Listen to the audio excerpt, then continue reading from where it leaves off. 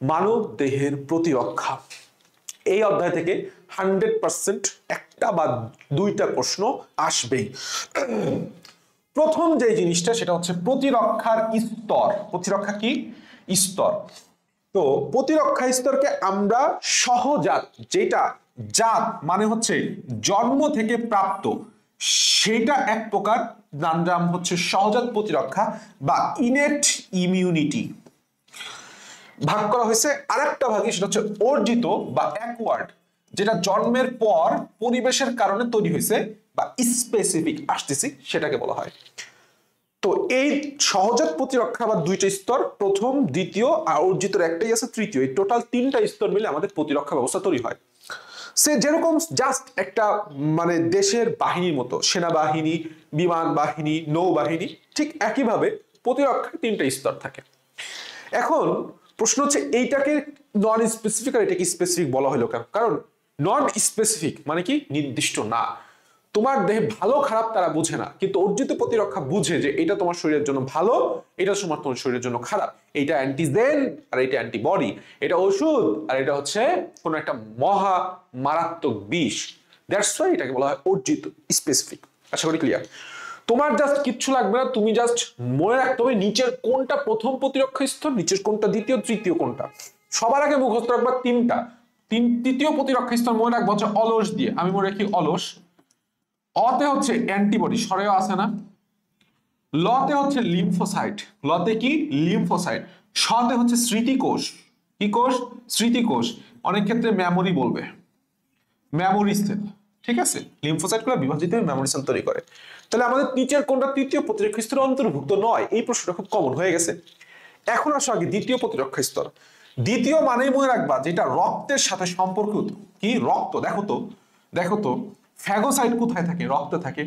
সহজাত মারণ কোষ, যত প্রকার কোষ আছে, যত প্রকার প্রোটিন আছে, ইন্টারফেরন বলো, সাইটোকাইনস, এগুলি রাসায়নিক প্রোটিন না, রক্ততন্ত্রের মধ্যে রক্ত কথাটাই আছে।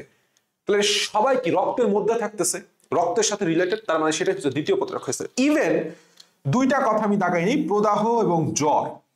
প্রদাহ সরি, প্রদাহ কোথায় হয় বলতো? প্রদাহ জিনিসটা কি? প্রদাহ কখন হয়? প্রদাহ তখনই হয় যখন সেখানে বিভিন্ন বিভিন্ন রক্তকণিকা বিশেষ করে নিউট্রোফিল জড়ো হয়, এবং দেখবা প্রদাহ হলে কি হয়ে যায়? লাল হয়ে যায়। কারণ কি? সেখানে রক্ত প্রবাহটা বেড়ে যায়। তাহলে প্রদাহ এইটাও বললাম রক্তের সাথে জড়িত। আবার আসো জ্বর মানে কি বলতো? রক্তের তাপমাত্রা বেড়ে যাওয়া। রক্তের যে তাপমাত্রাটা আছে, সেই রক্তের তাপমাত্রা বেড়ে যাওয়া। তাহলে রক্ত এবং জ্বর এবং প্রদাহ দুইটাই কি? রক্তের সাথে সম্পর্কযুক্ত। তাহলে রক্ত হইলেই সেটা হচ্ছে দ্বিতীয়। তাহলে বাকি কি আছে? যা আছে সেটাই প্রথম। দেখো, যেটা তুমি প্রথম মানে কি? যেটা তুমি বাইরে থেকে দেখতে পাচ্ছ।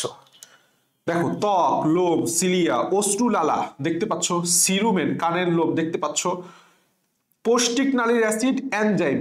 তাহলে এইটাও বললাম, এটা কি কখনো রক্তের সাথে জড়িত? না, এটা দেহের পৌষ্টিক তন্ত্রের সাথে জড়িত।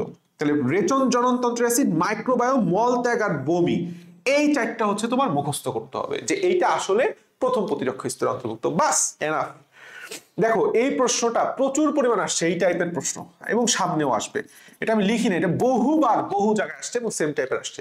নিচের কোনটি মানুষের প্রাথমিক প্রতিরক্ষা ব্যবস্থা নয়? খেয়াল করতে হবে, নয় বলছে।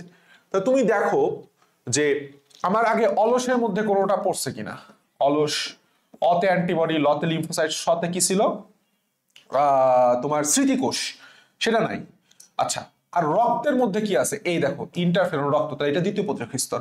তুমি বুঝতে পারছো, লোম দেখতে পাচ্ছ, লালা দেখতে পাচ্ছ, সেরুমেন পড়ছো প্রথম প্রতিরক্ষা স্তর। শেষ। এইভাবে তোমাকে পড়তে হবে। তাহলে it is one of the most important topic আমরা শেষ করে ফেলছি।